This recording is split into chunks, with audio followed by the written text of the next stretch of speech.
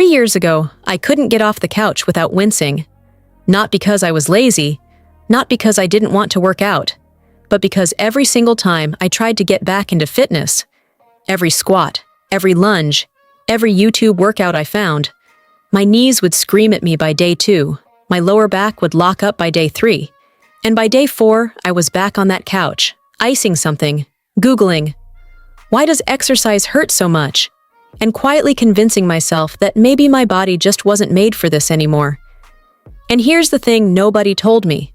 That feeling, that cycle of trying, hurting, quitting, and feeling like a failure, that's not a weakness. That's what happens when fit, injury-free trainers design workouts for fit, injury-free people.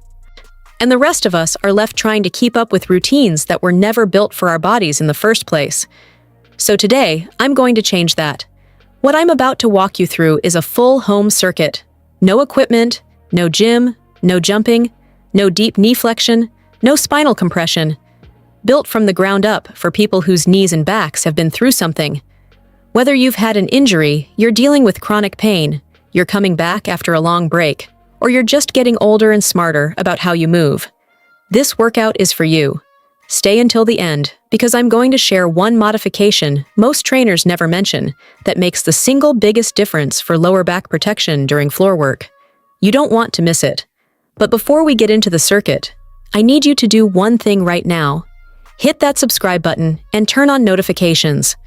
I put out injury-aware, real-person fitness content every single week, and if you're watching this, that's exactly what your feed needs more of. Go ahead, I'll wait. Let's talk about what actually goes wrong. When people say their knees hurt during exercise, the problem is rarely the knee itself. The knee is a hinge joint. It does one thing. It bends and straightens. When it hurts, it's almost always because something above it or below it isn't doing its job. Tight hip flexors pull the pelvis forward, loading the kneecap. Weak glutes allow the femur to rotate inward, creating shear force across the joint. Stiff ankles shift weight distribution in ways that compress the wrong parts of cartilage. The knee just sits in the middle of that dysfunction and takes the punishment. Your lower back tells a similar story. Most back pain during exercise comes from one of 3 things: anterior pelvic tilt, where the lower back is overarched and the belly tips forward. Spinal flexion under load. Think crunches, deadlifts, toe touches, or simply doing too much too fast on a spine that's been sedentary and protective for months or years. The muscles around your lumbar spine are incredibly smart. They tighten as a protective response. Forcing them through pain doesn't release them. It just teaches them to tighten more. Understanding this changes everything about how we train. Instead of fighting your body, we're going to work with it. Every single exercise in this circuit is chosen because it loads the muscles we want. Glutes, quads, core, upper back, without putting your joints in a vulnerable position. The circuit, 6 exercises, 2 rounds, your pace. We're going to go through 6 movements. In round 1, you're just going to move through each for 40 seconds, with 20 seconds of rest. In round 2, we add just a little more intention. Same time, but I want you consciously squeezing the target muscle at the top of every rep. That mind-muscle connection is where real strength actually builds. If you want a printable version of this circuit with all the modifications listed out, drop the word circuit in the comments right now. I read every single comment, and I'll make sure you get access to that resource. Movement 1. Standing wall. Sit. Shallow angle. Find a wall. Place your back flat against it. And I mean flat. Not the small of your back, not your shoulders. Your entire spine. Slide down until your thighs are at roughly a 100 to 110 degree angle. Not parallel to the floor, not a deep squat. A shallow, controlled position where your quads are working, but your knees are not pushed past your toes, and there's no sharp compression in the joint. Hold for 40 seconds. Breathe. Press your back into the wall the whole time. Here's what this does. It loads the quadriceps isometrically, which means the muscle is working without the joint moving through a range of motion. For people with knee pain, isometric loading is often completely pain-free because there's no grinding, no shear, no movement at the joint surface. You're building quad strength, the exact strength that protects the knee, without triggering it. Physical therapists use this exercise for post-surgical rehab for a reason. But it is that effective and that safe. The wall also teaches you what a neutral spine feels like. Most people, when they think they're standing straight, are actually living in anterior pelvic tilt. Hips tipped forward, lower back arched. The wall corrects that in real time. Feel it, remember it. That's the position your spine wants to be in for every exercise we do today. Movement 2. Glute bridge, single leg optional. Get down onto the floor. Lie on your back with your knees bent and feet flat on the floor, hip width apart. Arms down by your sides. Take a breath in, and as you exhale, press through your heels, squeeze your glutes, not your lower back, your glutes, and lift your hips until your body forms a straight line from shoulders to knees. Hold 1 second at the top. Lower slowly. Repeat for 40 seconds. The modification that changes everything for back pain sufferers, and this is the tip I promised you, is where you focus the squeeze. Most people lift their hips by pushing with their lower back. You'll know you're doing this if your lumbar spine feels tight or compressed at the top of the movement. Instead, think about pulling your heels toward your glutes across the floor while simultaneously squeezing your butt cheeks together. That cue activates the gluteus maximus first, which is exactly where we want the work.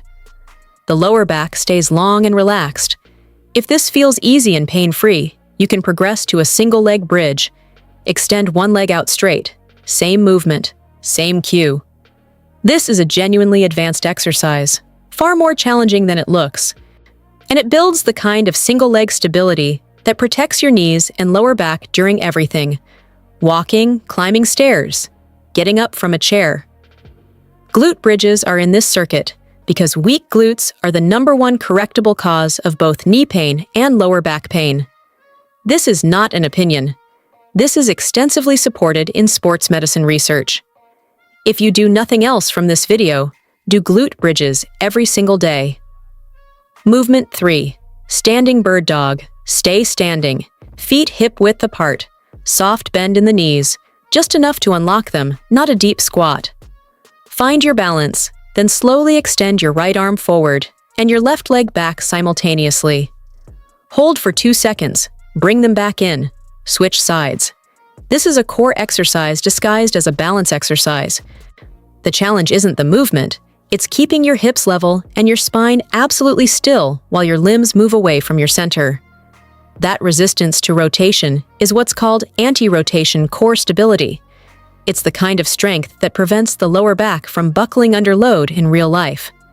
If balance is a challenge right now, that's completely fine and extremely common, especially if you've been dealing with pain or inactivity. Stand next to a counter and let your fingertips rest on it lightly. Not to hold your weight, just to tell your nervous system where the floor is. You'll find your balance improves faster than you expect. 40 seconds, slow and controlled. If you're rushing through these, you're missing the entire point. Movement 4. Seated chair squat to stand. Get a sturdy chair.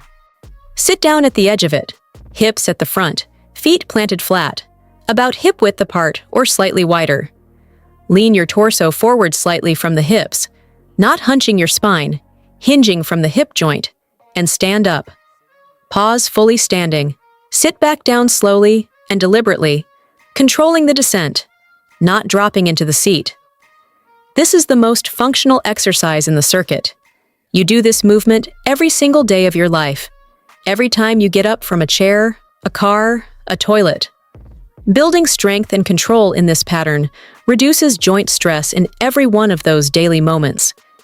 It is also the safest way to train a squat pattern for people with knee or back pain, because the chair gives you a fixed depth.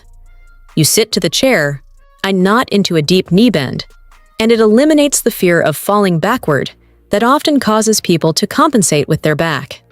Over time, as strength builds, you can use a lower surface, add a small pause just above the seat without touching it, or hold a light weight at your chest.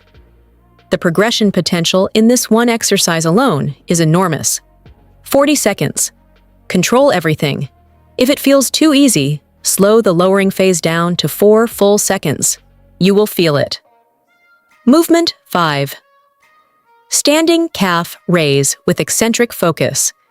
Stand behind your chair, hands resting lightly on the back for balance. Not holding, just touching. Rise up onto the balls of both feet as high as you can. Then, and this is the important part, lower back down over 4 seconds. Slow, controlled, resisting gravity. Calf raises are in this circuit for 2 reasons most people never consider. First, the calf and Achilles complex plays a massive role in knee health. When the calf is tight or weak, the ankle compensates, which shifts load up the chain into the knee and hip. Strengthening the calf through its full range of motion, especially eccentrically on the way down, directly reduces knee stress. Second, calf muscle contractions pump blood and fluid back up from the lower leg toward the heart. For people who sit a lot or deal with lower limb swelling or stiffness, this is genuinely therapeutic. 40 seconds. Rise high, lower slow. Think about the back of your lower leg working on that descent. Movement 6. Dead bug modified. Back on the floor. Lie on your back, arms pointing straight up toward the ceiling, knees bent at 90 degrees, high shins parallel to the floor, what's called a tabletop position with your legs. Now, take a deep breath in. As you exhale fully, completely empty your lungs. Slowly lower your right arm toward the floor behind your head and your left leg toward the floor in front of you. Keep your lower back pressed firmly into the floor the entire time. If your back lifts off the floor even slightly, you've gone too far. Bring both limbs back to center. Switch sides. This exercise trains the deep stabilizing muscles of the spine, specifically the transversus abdominis and multifidus, which are the 2 muscle groups most consistently weakened in people with chronic lower back pain. Traditional crunches work the surface abs and actually compress the spine. The dead bug builds the internal corset of the trunk without any spinal flexion whatsoever. It is used in clinical rehabilitation worldwide, and it is genuinely difficult to do correctly. So if you find it challenging, you are doing it right. The key is that exhale. Breathing all the air out naturally engages the deep core through a mechanism called intra-abdominal pressure management. You don't have to think about sucking in your stomach. Just breathe out fully, and your body does it automatically. 40 seconds. Never compromise the lower back. Range of motion is secondary to spinal position, always. Rest for 90 seconds. Drink some water. Then go back to movement 1 and run through the entire sequence again with that added intention. Squeezing the target muscle, slowing down the movement, breathing deliberately. 2 rounds. That's it. Somewhere between 20 and 25 minutes total with your rest periods. 3 times a week, with at least 1 rest day between sessions, and within 4 to 6 weeks, you will notice something important. The ache that used to greet you in the morning will be quieter. The stairs will feel easier. Standing up from the floor without using your hands will go from a struggle to just something you do. Not because you pushed through pain, but because you finally gave your body the specific, intelligent stimulus it needed to rebuild. Before you click away, I want to ask you something honestly. How long have you been waiting to find a workout that actually works for your body? If the answer is months or years, then please, right now, subscribe to this channel. Hit the bell. I make these videos for exactly this reason, because the fitness industry has left too many people behind, and I refuse to be another voice that does that. If this video helped you, if something clicked, if you feel like you finally understand what's been going wrong, share it. Send it to one person you know who's been dealing with knee pain or back pain and has given up on exercise. You might genuinely change something for them. Drop a comment right now telling me, which exercise surprised you the most? I genuinely want to know. I read everything. I'll see you in the next one.